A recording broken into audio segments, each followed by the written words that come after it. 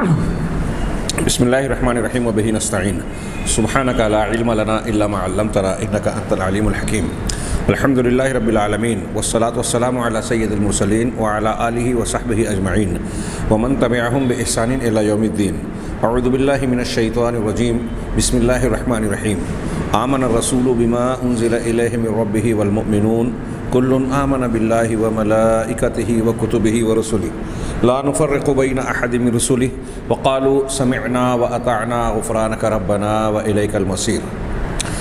سامعین کرام، پیغام قرآن کے ہمارے درس میں یہ گفتگو جاری تھی کہ اہل غلو نے یہ ایک غلط عقیدہ تراشا اور اسے بہت عام کیا کہ جناب محمد رسول اللہ صلی اللہ علیہ وسلم غیب کی باتیں جانتے ہیں، لوح محفوظ کی باتیں جانتے ہیں، اور انسان کے دل میں، ضمیر میں، سینے میں کیا ہے وہ بات بھی جان جاتے تھے۔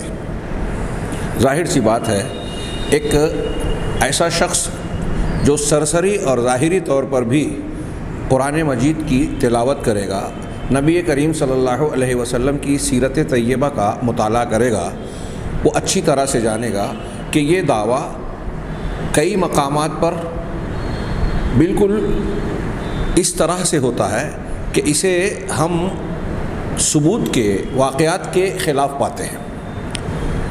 نبی کریم صلی اللہ علیہ وسلم کو خود اللہ تبارک و تعالیٰ نے متعدد مقامات پر خطاب کر کے کہا کہ آپ لوگوں کو بتا دیں، اعلان کر دیں، لوگوں سے کہہ دیں کہ میں اپنے ذات کے لیے بھی نفع نقصان کا مالک نہیں ہوں اور میں غیب نہیں جانتا۔ اگر میں غیب جانتا تو خوب بھلائیاں کرتا اور مجھے کوئی تکلیف اور پریشانی کی بات لاحق ہی نہ ہوتی۔ وما مسنیہ کیا ہے؟ قرآن کی آیت میں تھا کہ مجھے کوئی وما مسنیہ سوء، کوئی تکلیف اور بری بات مجھے چھوتی بھی نہیں، کیونکہ پہلے سے جب چیزوں کا علم ہوتا تو ایسے کاموں کو ایسی باتوں کو اور ایسے کاموں کو اختیار کرنے سے میں بچتا، گریز کرتا جس کا نتیجہ برا ہونے والا ہے، کیونکہ پہلے سے نتیجہ معلوم ہوتا۔ یہ قرآن کی آیتیں جو اعلان کروا رہی ہیں بالکل صاف صریح اللہ کا کلام ہے۔ اب یہی بات ہم سیرت کے واقعات میں دیکھتے ہیں، پاتے ہیں، کہاں سے کہاں۔ اگر جناب محمد رسول اللہ صلی اللہ علیہ وسلم کے واقعات میں چھوٹی بڑی باتوں کو جمع کریں، جہاں یہ واضح ہوتا ہے کہ اللہ کے نبی صلی اللہ علیہ وسلم وہاں پہلے سے بات کو نہیں جانتے تھے، غیب کی بات کو نہیں جانتے تھے، دل کی بات کو نہیں جانتے تھے، تو میں ایسا مانتا ہوں کہ ہزار نہیں، 100-200 نہیں، ہزاروں دلیلیں اکٹھا ہو جائے گی۔ میں موٹی 2-4 باتیں، عام طور سے لوگ واقعات بیان کرتے ہیں کہ حضرت ام المومنین حضرت عائشہ صدیقہ رضی اللہ تعالیٰ عنہ پر بہتان لگا، آپ تحقیق کر رہے ہیں۔ اگر آپ غیب جانتے تو اس تحقیق کی ضرورت نہ پیش آتی۔ جو لوگ علم غیب کی بات کہتے ہیں کہ آپ جانتے تھے، وہ اس قسم کے واقعات میں تعویل کرتے ہیں کہ آپ کو معلوم تو تھا، براءت معلوم تھی، لیکن آپ چاہتے تھے کہ قرآن نازل ہو جائے اور اللہ کی طرف سے ان کی حضرت ام المومنین کی براءت آئے تاکہ لوگوں کو واضح ہو جائے اور ان کی فضیلت اور ظاہر ہو جائے۔ کہاں سے یہ دلیل دیتے ہیں؟ آپ پورے واقعے کا بخاری، مسلم اور دوسری حدیث کی کتابوں میں، تفسیروں میں جو قرآن کی آیت ہے اس کی سیاق و سباق میں آپ غور کریں گے تو ان کا یہ دعویٰ بالکل باطل نظر آئے گا کہ اللہ کے نبی جناب محمد رسول اللہ صلی اللہ علیہ وسلم بذات خود انتہائی پریشانی کے شکار ہیں۔ بعض صحابہ نے یہاں تک مشورہ دے دیا کہ ان کو چھوڑ دیں، اللہ تعالیٰ نے آپ کو دوسری عورتیں حلال کر رکھی ہیں۔ یہ سیاق و سباق بھی ان کا ساتھ نہیں دیتا، یہ واقعہ اور ایسے اور بھی کئی واقعات۔ آپ نے کئی مرتبہ بعض صحابہ کرام کو رجی اور معونہ کے مقام پر کفار نے آ کر دھوکے سے کہا کہ ہمارے یہاں کچھ صحابہ کو بھیجیے تعلیم کے لیے، معلمین اور مربین کے طور پر قرآن سکھائیں گے۔ آپ نے بھیج دیا اور بعد میں ان لوگوں نے دھوکے سے قتل کیا، شہید کیا ان صحابہ کرام کو۔ تو کیا یہ مانا جائے کہ نبی کریم صلی اللہ علیہ وسلم کو پہلے سے علم تھا اور پھر بھی آپ نے بھیج دیا؟ یہ تو موٹے واقعات جو علماء بیان کرتے ہیں۔ آپ چھوٹی باتیں جو پڑھیے سیرت کی کتابوں میں، چھوٹی باتیں بھی وہ چھوٹی نہیں ہیں جو نبی کریم صلی اللہ علیہ وسلم سے وابستہ ہو گئی۔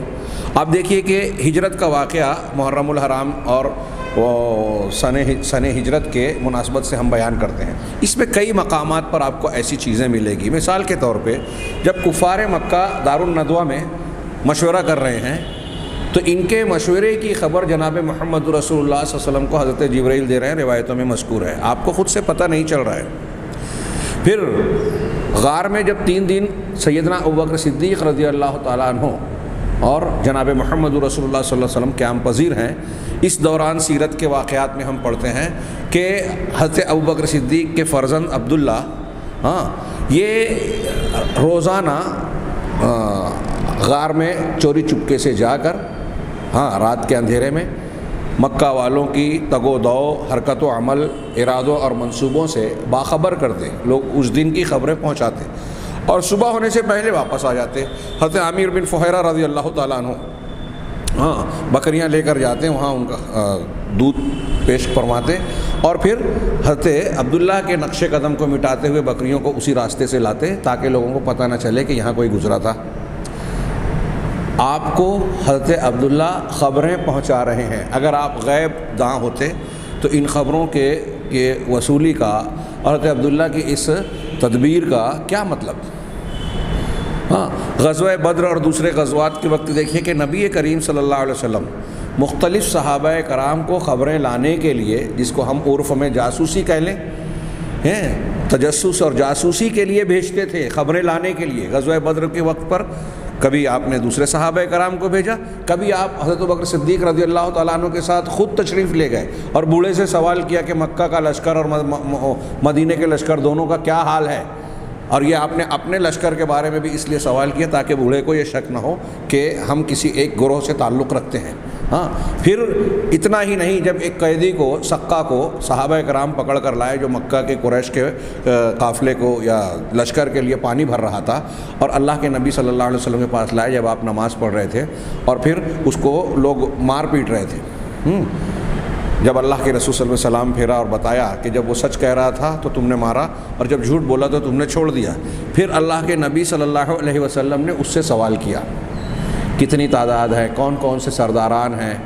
یہ دیکھیے قریش کے لشکر کے پانی پلانے والے لوگوں سے اللہ کے نبی صلی اللہ علیہ وسلم سوال کر رہے ہیں اور ان کے سوالوں پر تبصرہ کر رہے ہیں، فلاں ابن فلاں، فلاں ابن فلاں، فلاں ابن فلاں، یہ لوگ سب آئے ہیں۔ تو اللہ کے رسول نے کہا کہ یہ مکہ اپنے جگر کے ٹکڑوں کو تمہارے سامنے ڈال دیا، ان کے جواب پر آپ تبصرہ کر رہے ہیں۔ پھر اتنا ہی نہیں، آپ نے پوچھا کہ ان کی تعداد کتنی ہے، تو ان لوگوں نے جواب دیا، مزدوروں نے، پانی پلانے والوں نے، کہ ہمیں بالکل تعداد تو پتہ نہیں ہے، لیکن ایک دن 9 اونٹ ذبح ہوتا ہے، ایک دن 10 اونٹ۔ تو اللہ کے نبی صلی اللہ علیہ وسلم نے فرمایا کہ قوم کی تعداد 900 اور 1000 کے درمیان ہے، 1000 کے قریب ہیں، اور ایسا ہی تھا۔ ان کے خبر دینے پر آپ نے ایک اندازہ بیان کیا، غور کیجئے۔ یہی نہیں، مختلف موقعوں پر آپ نے صحابہ کرام سے جو مشورہ کیا، جنگوں کے مقام پر، دوسرے مراحل میں جو مشورہ کیا، یہ مشورہ کرنا بھی اس بات کی دلیل ہے کہ آپ غیب نہیں جانتے۔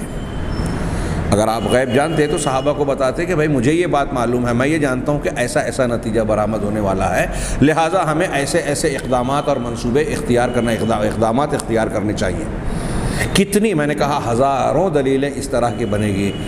اب جن روایتوں میں کچھ اختصاص کی، وحی کی خبروں اور مختلف ایسی باتوں کا ذکر ہے کہ نبی کریم صلی اللہ علیہ وسلم کو آپ کو بعض مستقبل کی باتیں، بعض غیب کی باتیں بتائی گئیں اور آپ نے امت کو اس سے مطلع کیا، لوگوں کو بتایا، تو اس سے یہ استدلال کرنا کہ آپ غیب جانتے تھے، یہ قطعی طور پر درست نہیں ہے۔ یہ تو انبیاء کرام علیہم الصلاۃ والسلام کی خصوصیات میں سے ہے کہ اللہ تبارک و تعالیٰ بطور نشانی کے اپنی نبوت کے صداقت کی دلیل کے طور پر بھی ان کو یہ چیزیں پیش کرتا تھا، اور اس کی کئی اور حکمتیں اور مصلحتیں ہوتی تھیں۔ اور ہمارا دین چونکہ قیامت تک کے لیے مکمل ہے، اس لیے جناب محمد رسول اللہ صلی اللہ علیہ وسلم کی زبان مبارک سے اور قرآن مجید کے ذریعے سے اللہ تبارک و تعالیٰ نے مستقبل کے مسائل کا اور ہونے والے فتنوں، وقوع پذیر ہونے والے فتنوں کا تذکرہ کیا، قیامت تک دجال کے خروج تک کی، اور پھر سورج کے مغرب سے نکلنے اور اس دنیا کے فنا ہونے تک کی خبریں، اور اس کے بعد کی خبریں دیتے تھے، جنت اور جہنم کی، قیامت اور میدان محشر کی۔ تو یہ کہاں سے خبریں آئی؟ اللہ تبارک و تعالیٰ نے اپنے رسول صلی اللہ علیہ وسلم کو وحی کے ذریعے سے مطلع کیا، اور یہ چیز حسب ضرورت تمام انبیاء کرام علیہ الصلاۃ والسلام کو اللہ تعالیٰ نے عطا فرمائی۔ وحی کے ذریعے سے کچھ غیب کی باتیں بتا دینا یہ اللہ جانتا ہے، اور اللہ نے جو چاہا وہ اپنے انبیاء کو بتایا۔ لیکن انبیاء کرام کے قرآن مجید میں واقعات پڑھیے تو ان واقعات میں بھی ہم کو جگہ جگہ نظر آتا ہے کہ انبیاء کرام علیہ الصلاۃ والسلام غیب کی باتیں اتنی ہی جانتے تھے جتنی اللہ تعالیٰ نے مطلع فرمایا وحی کے ذریعے۔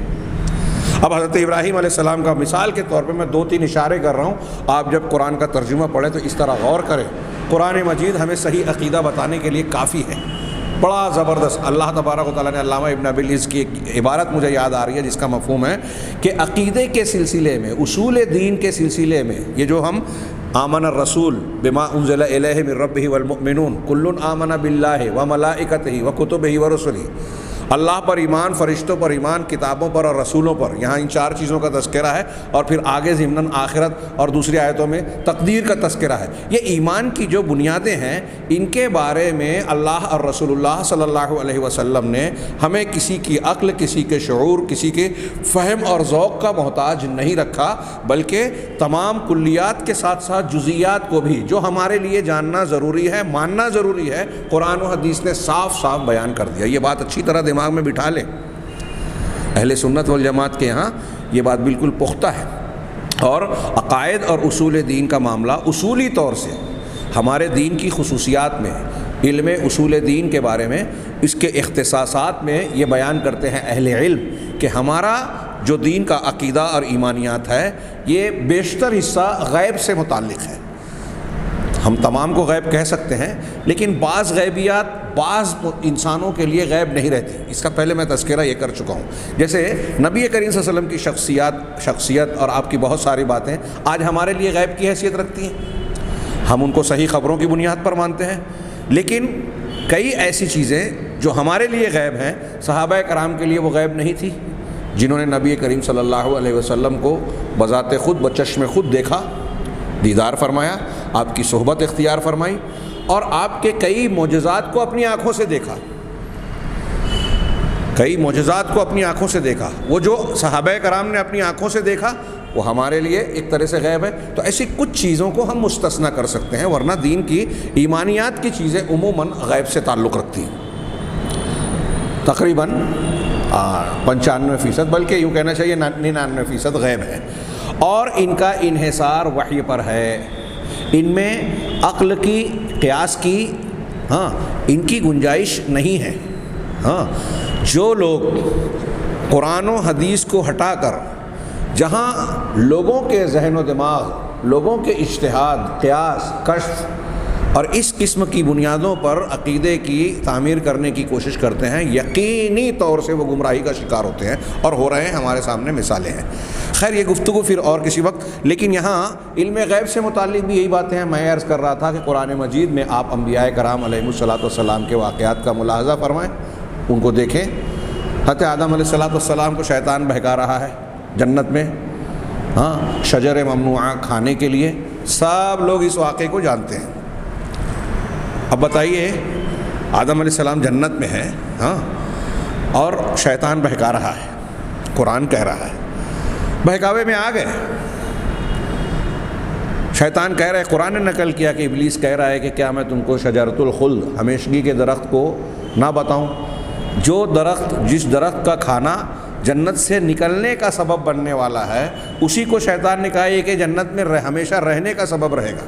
الٹی بات، دنیا میں بھی اسی طرح فریب اور دھوکہ دیتا ہے لوگوں کو کہ جو شرک ہے، کفر ہے، اسے دین بنا کر لوگوں کو سامنے پیش کرتا ہے۔ جو اللہ تبارک و تعالیٰ کو ناراض کرنے والی چیز ہے اسے ایسا پیش کرتا ہے بعض لوگوں کے سامنے، ہم تمام لوگوں کے سامنے، لیکن بعض لوگ دھوکہ کھاتے ہیں، بعض لوگ بچ جاتے ہیں قرآن اور حدیث کے علم کی بنیاد پر کہ دیکھیے اس سے اللہ خوش ہوگا، بدعت سے خوش ہوگا، اور بدعت کا ارتکاب بندہ کرنے لگتا ہے۔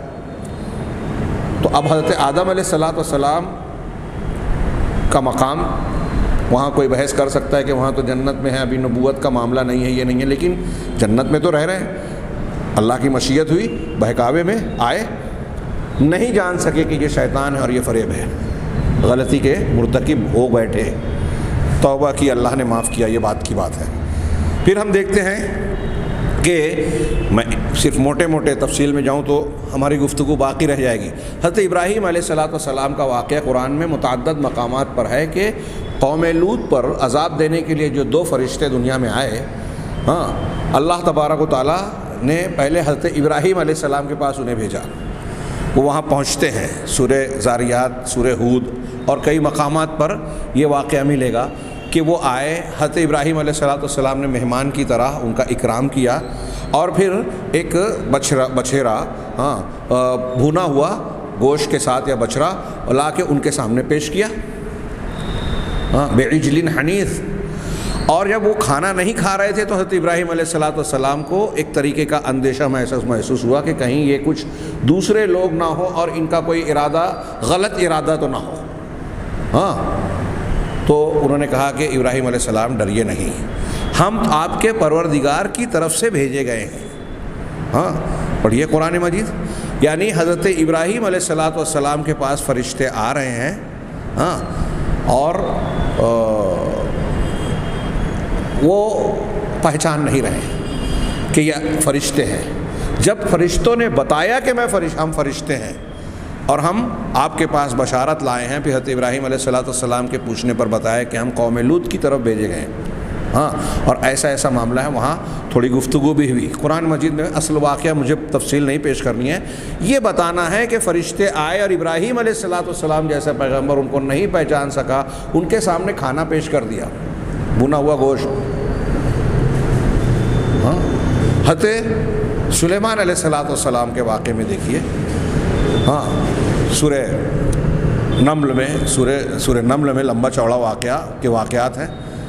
حضرت سلیمان علیہ السلام اپنے لشکر کا جائزہ لے رہے ہیں تو کہا کہ ہدہد نہیں ہے، ما لی لا اری الہدہد، مجھے ہدہد نظر نہیں آ رہا ہے، غائب ہے یا ایسا معاملہ ہے۔ وہ حاضر ہوگا تو اگر کوئی معقول عذر رہا تو ٹھیک، ورنہ میں اس کو سخت سزا دوں گا۔ حضرت سلیمان علیہ السلام کو یہ معلوم نہیں ہے کہ ہدہد کہاں ہے، غیب نہیں جانتے۔ پھر جب ہدہد آیا، پرندہ آیا، تو اس نے ملکہ سبا سے متعلق خبر دی، پڑھیے سورہ نمل، کہ میں تمہارے پاس سبا سے ایسی خبر لایا ہوں، احطت بما لم تحط بہ، میں نے اس چیز کا احاطہ کیا ہے جس کا آپ نے احاطہ نہیں کیا۔ ہدہد کو بھی پتہ تھا کہ حضرت سلیمان علیہ السلام غیب نہیں جانتے۔ ہدہد کا خطاب اور جملہ قرآن مجید میں محفوظ ہے۔ اللہ تعالیٰ نے ارشاد فرمایا کہ وہ کہہ رہے ہیں کہ تم نے وہ اس چیز کا احاطہ نہیں کیا جو میں نے کیا ہے۔ میں نے ایسی قوم پایا، ان نے اللہ کو چھوڑ کر وہ لوگ سورج کی عبادت کرتے ہیں۔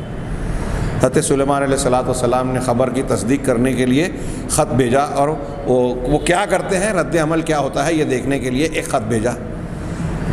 چونٹیوں کا کلام اللہ تعالیٰ نے نقل کیا کہ سلیمان علیہ السلام اپنے لشکر کے ساتھ جا رہے ہیں، اور راستے میں چونٹیوں کا لشکر تھا، اور چونٹیوں کی ملکہ نے اپنے دوسری چونٹیوں کو خطاب کر کے جو باتیں کہی قرآن مجید میں محفوظ ہے۔ کیا ہے، ادخلوا مساکنکم لا یحطمنکم سلیمان وجنودہ وہم لا یشعرون۔ یہ ایک چونٹیوں کی ملکہ چونٹیوں کی ملکہ چونٹیوں سے کہہ رہی ہے کہ ایسا نہ ہو کہ سلیمان علیہ السلام اور ان کا لشکر تمہیں رون دیوے اور انہیں اس بات کا شعور بھی نہ ہو۔ فتبسم ضاحکا، حضرت سلیمان علیہ السلام کو اللہ نے یہ خصوصیت دی تھی، انہوں نے اس کو سنا بھی، سمجھا بھی، اور مسکراتے ہوئے ہنس پڑے یا ہنستے ہوئے مسکرا پڑے۔ یہ قرآن کا بیان ہے۔ مطلب چونٹی بھی یہ کہہ رہی ہے کہ ایسا ہو سکتا ہے کہ وہ رون دیں اور ان کو شعور نہ ہو، یعنی وہ جان رہے ہیں کہ سلیمان علیہ السلام اگرچہ پیغمبر ہیں لیکن غیب نہیں جانتے۔ یہ میں نے 2-3 واقعات حضرت موسیٰ علیہ السلام، حضرت ابراہیم علیہ السلام اور دیگر انبیاء، حضرت یوسف علیہ السلام، ان انبیاء کرام علیہم السلام کے واقعات اور ان کی تفصیلات پر جو قرآن نے بیان کیا ہے، اگر آپ اس میں تھوڑا سا غور کرتے جائیں تو جگہ جگہ آپ کو یہ نظر آئے گا۔ واقعہ معراج جس کا اشارہ قرآن میں موجود ہے اس پر غور کرتے جائیں۔ نبی کریم صلی اللہ علیہ وسلم کا جگہ جگہ حضرت جبرائیل سے سوال ہے کہ یہ کون ہیں، یہ کون لوگ ہیں۔ جہاں جنت و جہنم کے مظاہر دکھائے گئے وہاں آپ نے ہر ایک کے بارے میں، مبتلا عذاب کے بارے میں پوچھا۔ آپ جہاں جس آسمان پر جا رہے ہیں وہاں جس نبی اور پیغمبر سے ملاقات ہو رہی ہے وہاں آپ کا تعارف کرایا جا رہا ہے۔ ان تمام امور سے پتہ چلتا ہے کہ آپ غیب نہیں جانتے تھے۔ ایسی کتنی دلیلیں دی جائیں۔ اللہ تبارک و تعالیٰ نے صاف صاف قرآن میں کہا، اگر ایک آیت بھی ہوتی تو ایک مسلمان کے لیے اس پر سر جھکا دینا ضروری تھا، کافی تھا۔ اور اس کے ثبوت کے لیے یہاں تو آیت قرآن کی آیات ہیں، پھر واقعات ہیں قرآن میں، سیرت طیبہ میں، اور ایسا بھی نہیں کہ ان واقعات اور آیات کے سلسلے میں کوئی کھینچ تان کیا جا رہا ہے اور ایسے ترجمے اور مفہوم کو کشید کیا جا رہا ہے جو حقیقت سے تعلق نہیں رکھتے، بالکل صاف اور صریح ہے۔ ہاں، اب اتنی صاف صریح اور واضح دلیلوں کو چھوڑ کر کوئی انسان اگر کچھ متشابہ اور اپنے طور سے تراشی ہوئی دلیلوں اصولوں کی بنیاد پر قرآن و حدیث میں ہیر پھیر کرنے کی کوشش کرتا ہے تو یہ واقعی اس کی جسارت ہے، اور اللہ تبارک و تعالیٰ کے تعلق سے کہیں گے کہ اس کے دل میں کوئی خوف نہیں ہے۔ ہم آگے بڑھتے ہیں۔ صاحب کتاب دکتور صادق صاحب نے میں نے تھوڑی سی تفصیل جو ابھی بیان کی اس تناظر میں کہ ہمارے ارد و گرد میں ہندوستان اور پاکستان کے ماحول میں ہم دیکھتے ہیں کہ ایک بہت بڑا طبقہ اہل غلو کا پایا جاتا ہے۔ وہ ایسی چیزوں کو جو نبی کریم صلی اللہ علیہ وسلم کے لیے ثابت نہیں ہیں پھر بھی آپ کے لیے ثابت کرنے کو آپ سے محبت کا تقاضا اور آپ سے عقیدت کا حصہ مانتا ہے۔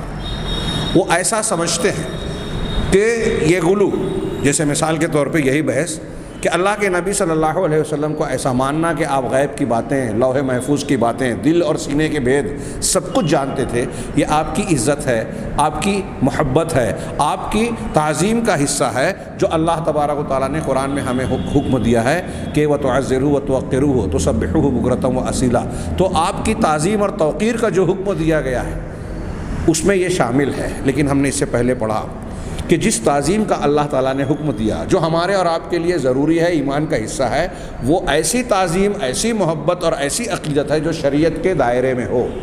تعظیم اور عقیدت کا یہ مطلب نہیں ہے کہ آپ کسی شخصیت کو اس کے مقام سے اونچا پھیلائیں۔ یہ بات خود نبی کریم صلی اللہ علیہ وسلم نے مختلف موقعوں پر صحابہ کرام سے بار بار بیان کی ہے، مختلف پیرایوں میں بیان کی ہے۔ شیطان کا یہ آزمودہ نسخہ رہا ہے کہ جن لوگوں سے عقیدت و محبت ہوتی ہے فطری طور پر، شرعی طور پر، انہی کی عقیدت و محبت کو اس کے مقام سے آگے بڑھا کر گمراہی پیدا کر دیتا ہے، غلو میں ڈال دیتا ہے۔ عام طور سے بزرگان دین ہی کو لوگ پوچھتے ہیں۔ شرکیات جو دنیا میں شروع ہوئی وہ اچھے لوگوں کی عقیدت کو زیادہ کر دینے کی وجہ سے قوم نوح میں شروع ہوا، اور یہ ہمیشہ ہوتا رہا ہے۔ برے لوگوں کے تعلق سے شیطان دھوکہ نہیں دے پاتا، نہیں دے پا سکے گا کہ اگر کسی ایسے شخص کو جو قابل نفرت ہے اس کے بارے میں ہم کو آپ کو کوئی دھوکہ دے اور ہم اس سے محبت و عقیدت کے جال میں پھنسے، یہ ناممکن بات ہے تقریباً۔ ہاں، جن سے محبت اور عقیدت ہے انہی کے بارے میں شیطان یہ ہتھ کنڈا آزماتا ہے، اس حربے کا استعمال کرتا ہے۔ اب امت محمدیہ میں جناب محمد رسول اللہ صلی اللہ علیہ وسلم سے افضل شخصیت اور محبوب اور عقیدت کے لائق ذات کوئی دوسری ہے ہی نہیں، ہو بھی نہیں سکتی۔ سب سے بڑا درجہ آپ کا ہے مخلوق میں، تو ظاہر سی بات ہے کہ آپ کے تعلق سے سب سے زیادہ اس بات کا امکان تھا اور ہے کہ لوگ غلو میں مبتلا ہوں اور گمراہی کے شکار ہوں۔ لہذا اسی بنیاد پر نبی کریم صلی اللہ علیہ وسلم قدم قدم پر صحابہ کو یہ تلقین کر رہے ہیں کہ مجھے میرے اس مقام سے اونچا نہ اٹھانا جس پر اللہ نے مجھے رکھا ہے۔ ہاں، لا ترفعونی فوق منزلتی التی انزلنی اللہ بہا او کما قال، مجھے اس مقام اور مرتبے سے اوپر نہ اٹھاؤ جس پر اللہ نے مجھے رکھا ہے۔ میں اس کو پسند نہیں کرتا۔ آپ کو کسی صحابی نے کہہ دیا کہ جو اللہ چاہے اور جو آپ چاہیں، ماشاء اللہ وشیتا، قال اجعلتنی للہ ندًا، کیا تم نے مجھ کو اللہ کے برابر بنا دیا؟ آپ نے کئی مقام پر کہا کہ مجھے اس طریقے سے لا تطرونی کما اطرت النصارى عیسی ابن مریم، مجھے اس طریقے سے حد سے نہ بڑھانا جس طرح نصارہ نے حضرت ابن مریم یعنی حضرت عیسیٰ علیہ السلام کو حد سے بڑھا دیا. ہاں انما انا عبد ورسول فقولوا عبد اللہ ورسول، میں تو اللہ کا بندہ ہوں لہٰذا تم مجھے اللہ کا بندہ اور اس کا رسول کہو. بندہ کہنا نہ بھولو، رسول ہوں لیکن رسول ہونے کے ساتھ ساتھ اس سے پہلے اللہ کا بندہ ہوں، یعنی بندگی کا دائرہ اس سے میں باہر نہیں نکلا. تمام تر بلند اور اعلیٰ ترین اعلیٰ مقامات کے باوجود سارے مقامات میرے لیے ثابت ہے. اچھی طرح دماغ میں بٹھائیے کہ سارے مقامات اللہ کے نبی صلی اللہ علیہ وسلم کے ہم مان لیں جو قرآن و حدیث نے دیے ہیں، ان تمام کے ساتھ میں اللہ کا بندہ ہوں. یہ ہم روزانہ پڑھتے بھی ہیں. ہاں واشہد ان محمدًا عبدہ ورسولہ، ہاں کہ اللہ کے بندے ہیں. جب بندہ ہم نے کہہ دیا تو الوہیت اور الوہیت کی جتنی صفات اور خصوصیات ہے اس کی نفی کر دی کہ آپ تمام تر مقامات، کیا اس کو گستاخی کہیں گے؟ اللہ کے رسول صلی اللہ علیہ وسلم کے لیے شرف اور اعلیٰ مرتبے کی بات ہے کہ آپ بندے ہیں اور بندگی میں سب سے کامل بندے ہیں. اللہ تعالیٰ نے کس لیے انسان و جنوں کو پیدا کیا؟ وما خلقت الجن والانس الا لیعبدون. ہم سب اب جانتے ہیں کہ اللہ کی بندگی اختیار کریں. اب جس مقصد سے انسانوں کو پیدا کیا ہے، اگر کوئی انسان اس مقصد میں سب سے اعلیٰ مقام پر ہے تو وہ مطلب مقصد کو سب سے زیادہ اچھے انداز میں پورا اتر رہا ہے، اس لیے اس کا مقام سب سے اونچا ہوگا. تو اس اعتبار سے غور کیجئے کہ جناب محمد رسول اللہ صلی اللہ علیہ وسلم کو انسانوں میں پیدا کیا اور آپ انسانوں میں تمام اولین و آخرین میں آپ کا بندگی کا مقام سب سے اوپر ہے. آپ سب سے زیادہ عبد کامل ہیں، لہٰذا آپ مقصد تخلیق میں سب سے اونچے مرتبے پر فائز ہیں. یہ آپ کے مقام و مرتبے کو ظاہر کرتا ہے، آپ کا عبد ہونا، عبد کامل ہونا. تو نبی کریم صلی اللہ علیہ وسلم کہہ رہے ہیں کہ مجھے اللہ کا بندہ کہنا، اس کا رسول کہنا. نبی کریم صلی اللہ علیہ وسلم کہہ رہے ہیں کہ میری قبر کو میلے ٹھیلے کی جگہ نہ بنانا. اللہ تعالیٰ ان لوگوں سے کہا، ہاں، اور اللہ سے دعا بھی کی، لا تجعل قبری وثنا یعبد، کہ اے اللہ میری قبر کو ایسا بت نہ بنانا جس کی عبادت کی جائے. غور کیجئے، نبی کریم صلی اللہ علیہ وسلم موقع سے، ہاں، اللہ کے رسول نے کہا کہ اللہ کی لعنت ہو یہود اور نصارہ پر، انہوں نے اپنے انبیاء کی قبروں کو مسجد بنا لیا. آپ اس سے منع کر رہے تھے، ام المومنین روایت کرتے ہوئے بیان کر رہی ہیں. اور یہ بات آپ نے یہود و نصارہ پر اس وجہ سے لعنت بھیجنے والی بات عام حالات میں بھی کہی، وفات سے 5 دن پہلے بھی کہی، وفات سے کچھ پہلے بھی کہی، بار بار دہرا رہے ہیں. گویا آپ یہ اشارہ کر رہے ہیں کہ جب میری قبر وجود میں آ جائے گی تو تم اسے مسجد، میلے ٹھیلے کی جگہ، عبادت گاہ ہرگز نہ بنانا. اور اس پر مسجد بنانا، انبیاء کی قبروں پر مسجد بنانے والے لعنتی ہیں، لہذا تم ایسے لعنتی کام کا ارتکاب نہ کرنا. آپ غور کیجئے، اللہ تبارک و تعالیٰ بھی بار بار اعلان کر رہا ہے کہ آپ کہہ دیجئے کہ میں فرشتہ نہیں ہوں، لہذا نوری مخلوق نہیں ہوں. ہاں، آدم حضرت عبداللہ اور آمنہ کے بیٹے ہیں، آپ کی بیویاں ہیں، آپ کے بیٹے بیٹیاں ہیں، تو تمہیں میں سے ہے، انسانوں میں سے ہے. انما انا بشر مثلکم یوحی الی، اور میں غیب نہیں جانتا، میں آسمانوں اور زمین کے خزانوں میں سے کچھ بھی مالک نہیں ہوں. مجھ کو کوئی چیز ضرورت ہوتی ہے تو میں اللہ سے مانگتا ہوں. اللہ کے نبی صلی اللہ علیہ وسلم کو انسانوں کی طرح بہت ساری مشقتوں، تکلیفوں، قربانیوں سے گزرنا پڑا. آپ جسمانی طور پر زخمی ہوئے، آپ پر جادو کیا گیا، جادو کا اثر ہوا. یہ توحید کی دلیل ہے، یہ اس بات کی دلیل ہے کہ محمد رسول اللہ صلی اللہ علیہ وسلم عالم الغیب، مختار کل یا اللہ کی کسی بھی خصوصیت سے متصف نہیں تھے. اگر آپ کے اندر اللہ کی خصوصیات ہوتی تو یہ ساری مشقتیں، پریشانیاں، تکلیفیں آپ پر نہ گزرتی.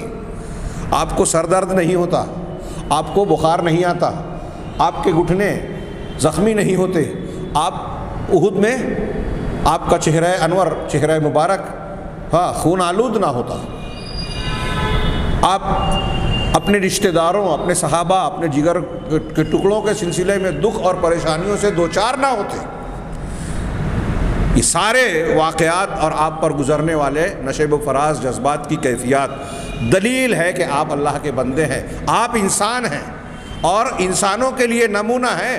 اور اسی لیے تو نمونہ ہے کہ آپ سب سے کامل بندے ہیں. ان نشیب و فراز، بیماریوں کی حالت، تکلیفوں کی حالت، مخالفتوں کی حالت میں آپ تمام انسانوں کے لیے نمونہ ہیں، ہمارے اور آپ کے لیے نمونہ ہے کہ ایسے مشقت اور پریشانی کے حالات میں ہمیں کیسا کردار نبھانا چاہیے. جناب محمد رسول اللہ صلی اللہ علیہ وسلم کی شخصیت میں دیکھ لیجیے. اگر آپ فرشتہ ہوتے تو ہمارے لیے نمونہ نہیں ہوتے. اگر آپ نوری مخلوق ہوتے تو مٹی والی مخلوق جو انسانوں کی ہیں ان کے لیے نمونہ نہ ہوتے. خیر، بات اگرچہ تھوڑی سی طویل ہو گئی، لیکن عقیدے سے متعلق ایک ایسا موضوع ہے جس کے بارے میں بہت سارے لوگ عظیم قسم کی گمراہی کے شکار ہیں. لہذا میں یہ چاہتا ہوں، اور ہر بندہ مومن کو یہ چاہنا چاہیے کہ اللہ سے دعا بھی کرے اور کوشش بھی کہ ہمارے مسلمان بھائی بہنیں اس سلسلے میں، عقیدے کے سلسلے میں اپنی گمراہیوں سے تائب ہوں، سیکھیں صحیح عقیدہ. اللہ تبارک و تعالیٰ نے قرآن ہماری ہدایت کے لیے، صحیح باتیں بتانے کے لیے نازل فرمایا. جناب محمد رسول اللہ صلی اللہ علیہ وسلم کی حدیثوں کو، آپ کی تعلیمات کو اللہ نے قرآن کے ساتھ جو محفوظ کیا وہ ہم پر حجت پوری کرنے کے لیے کیا. لیکن اس کے باوجود ہم دیکھ رہے ہیں کہ بہت سارے لوگ انہیں سمجھنا تو دور پڑھنے کے لیے تیار نہیں ہیں، اور مخصوص عینک سے دیکھ کر وہ چیزیں جو ان کے عقیدے کے خلاف قرآن و حدیث کی نظر آتی ہے ان کو جو ہے ان سے آنکھیں بند کر لیتے ہیں، ان کی تعویل کر دیتے ہیں، تحریف کر دیتے ہیں، اور کسی ایسی بنیاد پر سہارا لے بیٹھتے ہیں کہ ہمارے علماء نے جو کہا، ہمارے بزرگوں نے جو کہا، ہمارے اتنے لوگ جو مانتے ہیں ہم اسی کو مانیں گے. اور یہ دل میں ایک غلط اعتماد پیدا کر لیا کہ اتنے لوگ مان رہے ہیں، اتنے بڑے مولانا صاحب جو ہے بیان کر رہے ہیں، تو یہ بات تو کیا قرآن حدیث ان کو نہیں سمجھا؟ یہ بات صحیح ہے، قرآن حدیث بھی صحیح ہے اور یہ بھی صحیح ہے.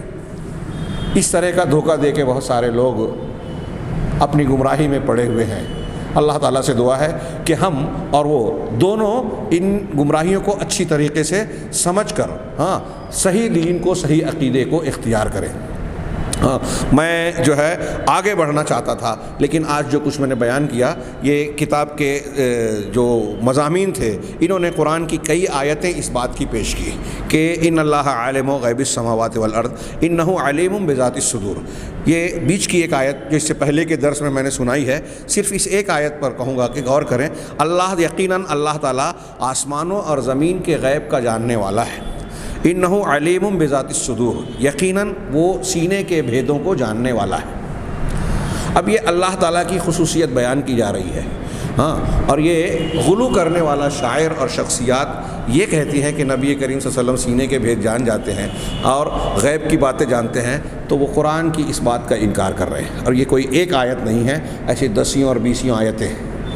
پھر اتنا ہی نہیں، نبی کریم صلی اللہ علیہ وسلم کے تعلق سے ہی نہیں بلکہ آگے چل کے کچھ لوگ بزرگان دین، ابھی ہم نے پیچھے واقعات پڑھے اور ایسے بہت سارے واقعات ہیں کہ شیخ عبد القادر جیلانی کے بارے میں کہہ رہے ہیں کہ لوح محفوظ میں پڑھنے کے باوجود جس کے بارے میں جو نہیں لکھا ہے اس کے بارے میں وہ مطالبہ کیا اور اللہ تعالیٰ سے ضد کر کے وہ منوایا جو لوح محفوظ میں لکھا نہیں. اگر اس واقعے کو کوئی آدمی بیان کرتا ہے یا صحیح مانتا ہے تو وہ قرآن اور حدیث کی بہت ساری باتوں کو، ایک دو نہیں بہت ساری باتوں کو، اور قرآن و حدیث سے ثابت شدہ اجماعی صحابہ، تابعین، تبع تابعین، محدثین، بزرگان دین کے عقیدے کو بھی رد کر رہا ہے. اللہ شرح العقیدۃ طحاویہ اور عقیدہ طحاویہ کی عبارت آپ دیکھیے. اہل سنت والجماعت کا متفقہ عقیدہ ہے کہ علم 2 طرح کا ہے. ایک وہ علم جو مخلوق میں موجود ہے، جو اللہ نے اپنی کتاب اور رسول کے ذریعے سے اتارا ہے، اس کا ماننا ضروری ہے. ایک وہ علم ہے جسے اللہ تبارک و تعالیٰ نے چھپا رکھا ہے، یعنی مخلوق میں مفقود ہے. علم فی الخلق موجود و علم فی الخلق مفقود. ایک علم وہ ہے جو مخلوق میں موجود ہے اور ایک علم وہ ہے جو مخلوق میں ناموجود ہے، مفقود ہے. اللہ تعالیٰ نے اسے اتارا ہی نہیں، اور جو مفقود علم ہے نہ اللہ تعالیٰ نے کسی مقرب فرشتے کو بتایا، نہ نبی مرسل کو بتایا، کسی نبی کو بھی نہیں بتایا، کسی فرشتے کو بھی نہیں بتایا. تو امام طحاوی کہتے ہیں ان کی فادعاء کیا ہے، فانکار العلم الموجود کفر وادعاء العلم المفقود کفر. لہذا علم موجود جس کو اللہ نے اتارا، جو مخلوق میں موجود ہے، جو نبی کے ذریعے سے لوگوں تک پہنچایا، اس علم موجود کا انکار کرنا کفر ہے. قرآن حدیث نے کوئی بات بتائی اور ہم انکار کریں، یہ کفر ہے. اور جو علم مفقود ہے، جس کو اللہ تعالیٰ نے مخلوق سے لپیٹ رکھا ہے، کسی کو بتایا نہیں ہے، اس علم کو جاننے کا دعویٰ کرنا یہ کفر ہے۔ کوئی یہ کہے کہ لوح محفوظ میں یہ ہے، غیب کی بات میں جانتا ہوں، کل کیا ہوگا وہ جانتا ہوں، ہاں، اب وہ کاہن نجومی کے بارے میں مانے، جادوگر کے معنی میں، یا عام طور سے انبیاء کرام یا بزرگان دین کے بارے میں ایسا عقیدہ رکھے۔ ہاں، جو اللہ کے رسول صلی اللہ علیہ وسلم یا انبیاء نے غیب کی باتیں وحی کے ذریعے سے بتائیں، وہ اس سے مستثنیٰ ہوگی، جو ہم انشاءاللہ اگلے درس میں پڑھیں گے کہ اگر اللہ تبارک و تعالیٰ نے کچھ رسولوں کو غیب کی باتیں بتائی تو اس کی کیا حیثیت ہے۔ یہ بات بالکل واضح طور سے جان جائیں کہ اللہ تبارک و تعالیٰ ہی ہے جو تمام غیوب کو، تمام چیزوں کا اپنے علم میں احاطہ رکھتا ہے، ماضی، حال، مستقبل کو، چھپی اور کھلی باتوں کو، انسان کے دل اور ضمیر کی باتوں کو، لوح محفوظ میں درج ایک ایک بات کو صرف رب العالمین جاتا ہے۔ وَكَانَ اللَّهُ بِكُلِّ شَيْءٍ عَلِيمًا، یہ اللہ کی شان ہے کہ وہ ہر چیز کا علم رکھتا ہے، ہر چیز کو بطور علم اور قدرت کے احاطہ کر رکھا ہے، اور کسی کی شان نہیں ہے۔ اگر مخلوق میں سے کوئی شخص ایسا کسی اور کو مانتا ہے تو وہ شرک کر رہا ہے، اللہ کے جیسا مخلوق کو مان رہا ہے، اور ایسا شرک کرنے والا اسلام سے خارج ہو جاتا ہے۔ وہ لاکھ مرتبہ لا الہ الا اللہ کہے، اس کا لا الہ الا اللہ بے اعتبار ہے۔ اللہ تعالیٰ ہمیں کلمے کو صحیح انداز میں پڑھنے کی توفیق دے، اور اس کے تمام تقاضوں کو سمجھ کر صحیح عقیدہ اختیار کرنے کی توفیق دے، پھر اس کے ذریعے سے دنیا اور آخرت کی کامیابی سے نوازے۔ وآخر دعوانا ان الحمد للہ رب العالمین، وصلی اللہ علی نبینا محمد۔